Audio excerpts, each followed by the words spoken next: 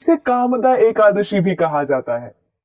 तो एक बार धर्मराज युधिष्ठिर इस एकादशी की महिमा भगवान श्री कृष्ण से पूछते हैं। भगवान उत्तर में कहते हैं कि यही प्रश्न एक समय राजा दिलीप ने उनके गुरु वशिष्ठ मुनि से पूछा था। श्री कृष्ण आगे बताते हैं कि प्राचीन काल में रत्नपुर नामक एक राज्य था, जहां के राजा का नाम था पुंडरिक। ये एक बहुत ही यशस्वी और अनेक ऐश्वर्यों से युक्त राजा था। इसके महल में अक्सर कई गंधर्व और अप्सराएं संगीत कार्यक्रम प्रस्तुत करती थी। इसी राज्य में ललित और ललिता नामक पति पत्नी निवास करते थे। वे दोनों एक दूसरे से इतना प्रेम करते थे कि एक दूसरे से अलग होकर वे अत्यंत व्याकुल हो जाते थे। एक बार ऐसे ही संगीत कार्यक्रम में ललित मधुर गीत प्रस्तुत कर रहा था। उस दिन किसी कारणवश उसकी पत्नी ललिता वहां उपस्थित नहीं थी। कार्यक्रम के दौरान ललित को ललिता का ध्यान आ गया और वो विचलित होकर उसका सुर भंग हो गया।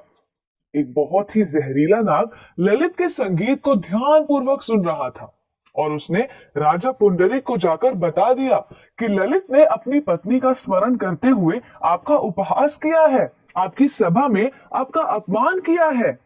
ये सुनकर राजा अत्यंत क्रोधित हो गया और उसने ललित को श्राप दिया कि वो एक नरभक्षक राक्षस बन जाएगा।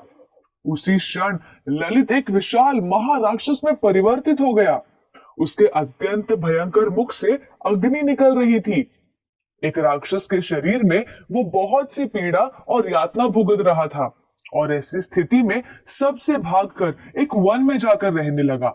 अपने पति का ऐसा भयंकर रूप देखकर ललिता बहुत ही दुखी हो गई और उसके पीछे पीछे वन में चली गई।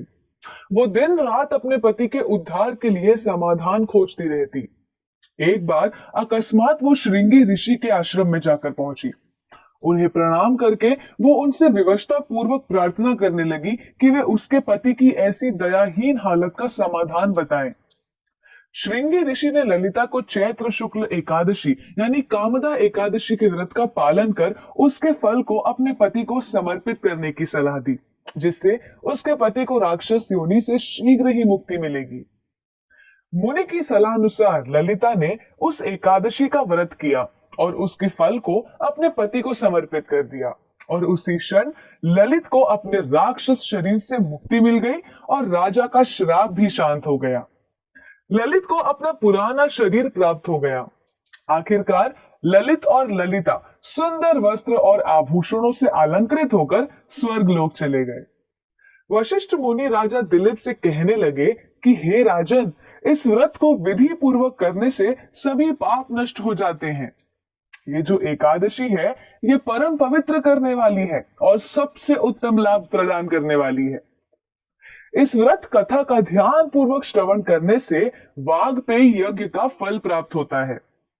वैसे तो हर एकादशी के व्रत के अनेक लाभ होते हैं, लेकिन सबसे महत्वपूर्ण है कि इस दिन हमें हरे कृष्ण महामंत्र का अधिक से अधिक जप करना चाहिए, जिससे हम भगवत भक्ति के मार्ग पर तीव्रता से आगे बढ़ सकते हैं।